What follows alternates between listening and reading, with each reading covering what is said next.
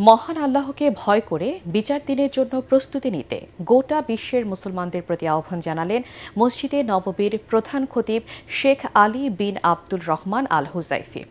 মঙ্গলবার আরাফাত দিবসে মসজিদে নামিরা থেকে হজের খুতবায় আল্লাহর একাত্মবাদে গুরুত্ব দেন তিনি।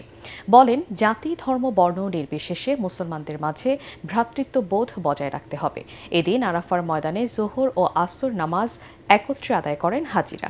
স্থানীয় সময় সূর্যাস্তের পর রওনা দেবেন মুজদালিফার পথে। আরও জানাচ্ছেন আদিব মোহাম্মদ।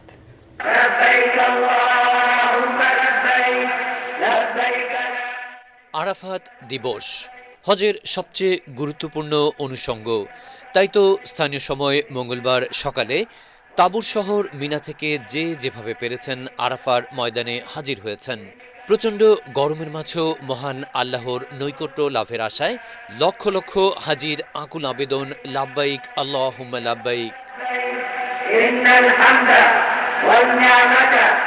তাই তো মসজিদে নামিরা থেকে হজের খুতবার শুরুতেই আল্লাহ তাআলার প্রশংসা করলেন মসজিদে নববীর প্রধান খতিব শেখ আলী বিন আব্দুল রহমান আল হুজাইফি। বললেন, আল্লাহ ছাড়া আর কোনো মাবুদ নেই, মানুষকে তার কাছেই ফিরে যেতে হবে। ومن تقوى الله الاستعداد ليوم القيامة بفعل الطاعات। সেজন্য আল্লাহকে ভয় করে বিচার দিনের জন্য প্রস্তুতি নিতে গোটা বিশ্বের মুসলমানদের প্রতি আহ্বান জানালেন আল হুজাইফি। وكيف يدعو من دون الله ما لا يضره وما لا ينفعه। বললেন, জাতি ধর্ম বর্ণ নির্বিশেষে মুসলমানদের মাঝে ভ্রাতৃত্ববোধ বজায় রাখতে হবে। মুসলমানদের মাঝে বিভাজন সবচেয়ে বড় ক্ষতির কারণ বলে উল্লেখ করেন শেখ হুজাইফি। জানান, পার্থিব লোভ লালসা ত্যাগ করে পাপের পথ ছেড়ে স্রষ্টার কাছে নিজেকে সমর্পণ করতে হবে। مع التوصية بالخوف من الله تعالى قال عز وجل ولمن خاف مقام ربه جنتان।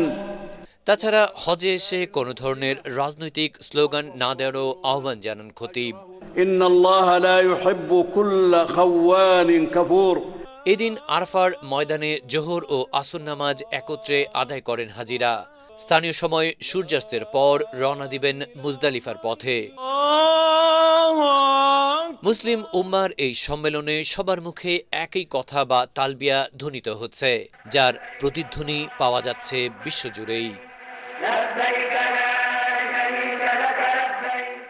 আদিব মোহাম্মদ, ATN বাংলা।